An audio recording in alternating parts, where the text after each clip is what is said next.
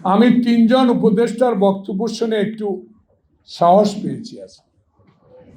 এই কারণে সাহসটা পেয়েছি, যেই নেত্রীকে এক কাপড় পরে ক্যান্টনমেন্ট থেকে বের করে দিয়েছেন, যেই নেত্রীকে আপনি গুলশান অফিসে আটকে রেখে নেট, পানি, খাওয়া সব বন্ধ করে দিয়েছেন, যেই নেত্রীকে আপনি গুলশানের বাসায় বালুর ট্রাক দিয়ে আটকে রেখেছেন। এক্সট্রিম মশার কয়েল প্ল্যান্ট ফাইবার দিয়ে তৈরি, ডেঙ্গু, চিকুনগুনিয়া বাহি সহ যে কোনো মশার বিরুদ্ধে দেয় এক্সট্রিম সুরক্ষা। যেই শহীদ জিয়ার স্বাধীনতা না আনলে আপনি বাপের কথা বলতে পারতেন না, সেই নেতা শহীদ জিয়ার কবরকেও আপনি উঠিয়ে নেবার উল্টিয়ে দিয়েছেন, ব্রিজটাও ভেঙে দিয়েছেন। আজকে এই দিনে তাই শহীদ জিয়ার কথা বারবার আমার মনে পড়ে যে শহীদ জিয়ার বাংলাদেশ আপনি বানিয়েছেন বাবার বাংলাদেশ। সেই বাবার বাংলাদেশে এখন আপনি নাই, আপনার বন্ধুর দেশে আশ্রয় নিয়ে অফিস খুলে আবার বাংলাদেশের বিরুদ্ধে চক্রান্ত শুরু করছেন। আজকে দেখলাম ইউটিউবে আপনি নাকি কিছুদিনের মধ্যেই বাংলাদেশে আসবেন, প্রথম কোথায় যাবেন সেটা এখনো বলেন। প্রিয় বন্ধুরা, আমি রাজনীতির ইতিহাস তুলে ধরতে চাই না, কয়েকটি কথা বলে আমার বক্তব্য শেষ। মুক্তিযুদ্ধ মন্ত্রণালয়ের সচিব এখনো সচিব।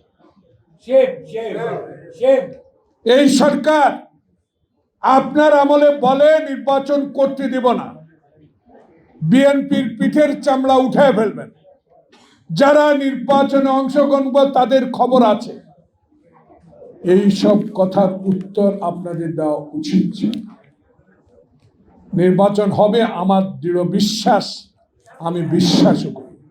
নির্বাচন ঠেকানোর যারা বলে তাদের সে শক্তি নাই, শক্তি একমাত্র আল্লাহ আর জনগণের। জনগণ বিএনপির সাথে,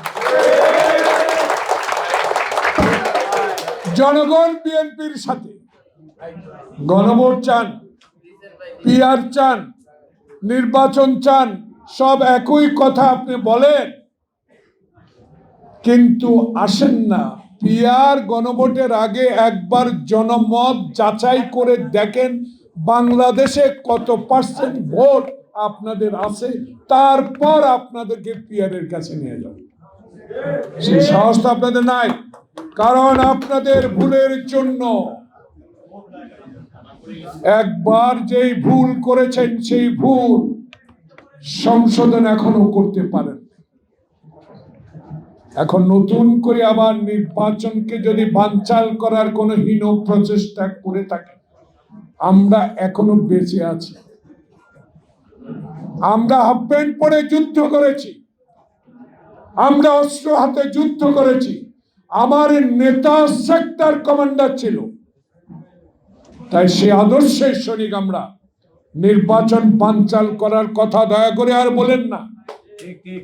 দয়া করে একটি নির্বাচন দিয়ে জনপ্রিয়তা যাচাই করেন।